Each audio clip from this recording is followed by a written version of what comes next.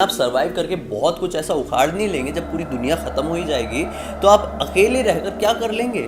देखो, बहुत कुछ कर लेंगे। इनफैक्ट पूरी ह्यूमैनिटी को रिबिल्ड और रिस्टोर कर सकते हैं और इससे फर्क नहीं पड़ता कि कोई और सरवाइव कर रहा हो या ना कर रहा हो। ज़ॉम्बी एपोकलिप्स में आपका अकेला भी सरवाइव करना बेहद जरूरी है। आई नो, शायद आप में से कुछ लोग कंफ्यूज्ड हो गए होंगे कि अचानक से मैं ये किन के वीडियोस को दिखाने लग गया हूँ और मैं सर्वाइवल की बातें अचानक से क्यों करने लग गया हूँ। तो देखो, for those who don't know, context ये है कि मैंने जो स्टार्ट में वीडियो प्ले करी थी वो ब्लडी सत्या यूट्यूब चैनल की है। रिसेंटली जब मैं यूट्यूब देख रहा था तो I suddenly stumbled upon bloody Satya's video.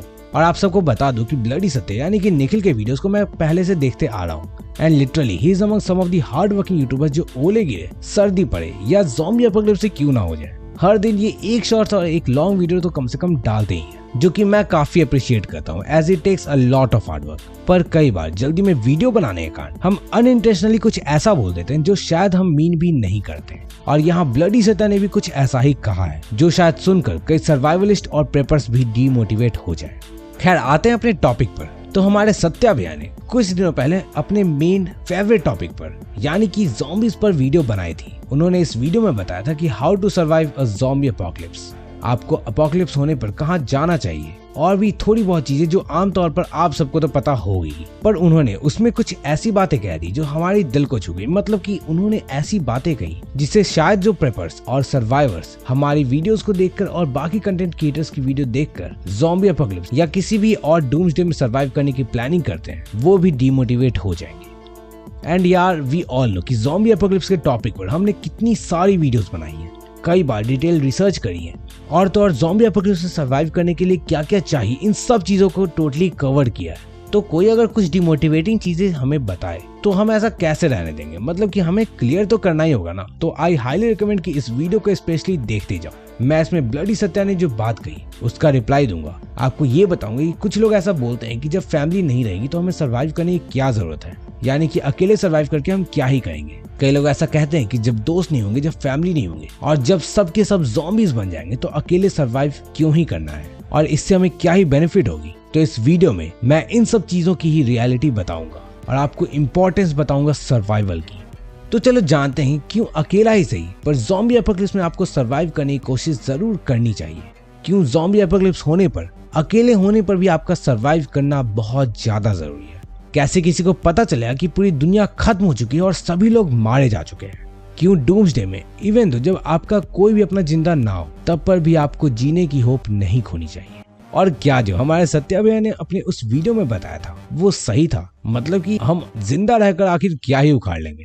तो थोड़ा इंतजार करो, इन सब सवालों का जवाब देगा ये मनबुद्धि बालक। अब इससे पहले कि हम वीडियो शुरू करें, देखो यू ऑल नो कि मेरा मेन फोकस हमेशा से ही ज़ॉम्बी एपोकलिप्स में कैसे सर्वाइव करना है इसके अराउंड ही रहा है और मैं मेनली ज़ॉम्बीज पर ही वीडियोस बनाता हूँ। और ये भी आपको अच्छे से पता है कि मैं उसके लिए कितना रिसर्च, ऑथेंटिक चीजें आपको शेयर करता हूँ और कई बार अपनी बातों को वैलिडेट करने के लिए, मतलब कि मैं कोई मिसलीड नहीं कर रहा हूँ, इसके लिए आर्टिकल्स के लिंक भी आपसे शेयर करता हूँ। इसलिए आई थिंक जैसा ब्लडी सत्या ने कहा वो मुझे आपको क्लियर करना चाहिए क्योंकि वो भी ज़ॉम्बीज से रिलेटेड ही है।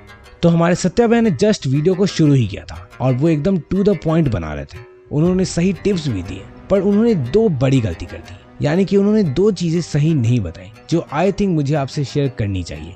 और यार, क्योंकि उनका एक बहुत बड़ा चैनल है, मतलब 1 मिलियन से भी ज्यादा बड़ा, तो उन पर काफी सारी रिस्पॉन्सिबिलिटी है और उनकी काफी बड़ी ऑडियंस है। तो मुझे लगता है कि मुझे इस वीडियो को बनाना चाहिए ताकि अगर किसी ने उनकी वीडियोस को देखा है तो उनके दिमाग में वो चीजें क्लियर हो सके। तो जब वो उस वीडियो को शुरू कर रहे थे तो उन्होंने कहा था कि लेकिन आप सरवाइव करके बहुत कुछ ऐसा उखाड़ नहीं लेंगे। जब पूरी दुनिया खत्म हो ही जाएगी तो आप अकेले रहकर क्या कर लेंगे इस दुनिया में? वैसे ही आप सरवाइव नहीं कर पाएंगे। अगर पूरी दुनिया खत्म हो गई और एक इंसान बचा तो सरवाइव नहीं कर सकता। सो वो जस्ट अपनी वीडियो को शुरू ही कर रहे थे और वो ऐसी जगहों के बारे में और ऐसे टिप्स के बारे में बताने वाले थे जिससे ज़ॉम्बी एपोकलिप्स होने पर हम सरवाइव कर सकते हैं। पर उसके साथ ही वो ऐसा कहते कि ज़ॉम्बी एपोकलिप्स होने के बाद आप सरवाइव करके कुछ उखाड़ नहीं पाएंगे। मतलब जब पूरी दुनिया खत्म हो ही जाएगी तो आप सरवाइव करके क्या ही करेंगे, जो कि कहीं ना कहीं एक डीमोटिवेटिंग सी लाइन है। मतलब कि एक तरफ तो आप ये कह रहे हो कि ज़ॉम्बी एपोकलिप्स में सरवाइव करना बहुत जरूरी है, वहीं आप ऐसा कह रहे हो कि यार सरवाइव करके क्या ही कर लोगे, जो कि एक दूसरे को कॉन्ट्राडिक्ट करती है। तो देखो, उनकी बात बिल्कुल सही है। जब दुनिया खत्म हो जाएगी और कोई नहीं बचेगा तो आपके सरवाइव करने से क्या ही होगा। और ये पूरी दुनिया एक अकेले इंसान से, यानी कि एक अकेले सिंगल लाइफ से कंटिन्यू नहीं हो सकती। It is impossible. पर यहाँ पर एक बात ये सोचने वाली है कि ज़ॉम्बी एपोकलिप्स होने पर किसी को भी आखिर पता कैसे चलेगा कि पूरी दुनिया में मौजूद हर एक इंसान अब ज़ॉम्बी बन गया है या पूरी दुनिया खत्म हो चुकी है। Are you getting my point कि आखिर कैसे किसी को ये रियलाइज होगा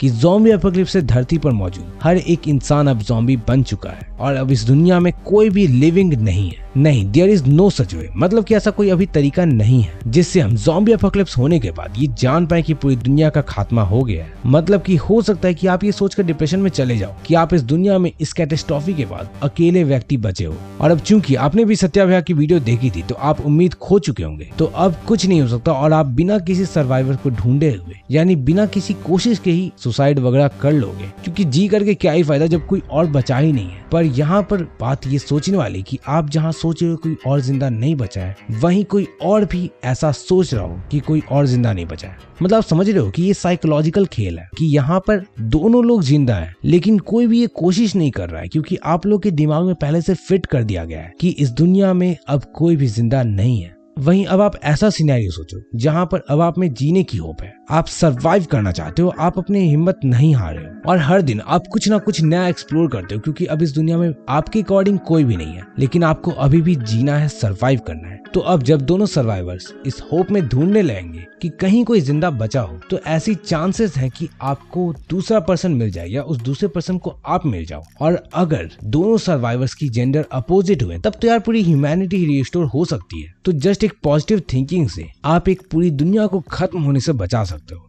लेकिन वहीं अगर आप पॉजिटिव अप्रोच की जगह निगेटिव अप्रोच रखते और आप सत्या भैया के अकॉर्डिंग ये सोच लिए होते कि ज़ॉम्बी एपोकलिप्स होने के बाद अब पूरी दुनिया खत्म हो जाएगी, हमारे जीने से क्या ही होगा, तो यार कोई भी नहीं बचेगा और इस थिंकिंग से ही सब लोग खुद में ही मर जाएंगे। मतलब कि इस केस में आपके मरने से पहले ही आप मर चुके होंगे, क्योंकि आपने ये मान लिया है कि अब कोई भी जिंदा नहीं बचने वाला है। अगर आपको अभी भी मेरी बात समझ में नहीं आई है तो मैं आपको एक दूसरे एग्जांपल से समझाने की कोशिश करता हूँ। देखो, कई बार ऐसा होता है कि हम बीमार होते हैं और हमें कुछ ऐसी दवाई दी जाती है जो कि फेक होती है, मतलब कि जिनका कोई भी वैल्यू नहीं होता है, उनमें कोई भी ऐसी ट्रीटमेंट करने की एबिलिटी नहीं होती है, पर उन्हें लेने के बाद हम ठीक हो जाते हैं। और वो फेक दवाई भी एक्चुअली में वर्क करता है, और ऐसा बस इस वजह से क्योंकि हमारे दिमाग में ऐसा चलता है कि यार अब तो हम दवाई ले चुके हैं और अब हम ठीक हो ही जाएंगे, और इसे दी प्लेसिबो इफेक्ट कहते हैं। अगर आप गूगल पे सर्च करोगे तो आपको एक्चुअल में इसका काफी लंबा चौड़ा डिस्क्रिप्शन मिल जाएगा कि प्लेसिबो इफेक्ट क्या होता है और कैसे ये वर्क करता है। तो एग्जैक्टली मैं यही कहना चाह रहा हूँ कि जब आप पहले ही सोच चुके हो कि आपको जिंदा रहने से कुछ नहीं होने वाला है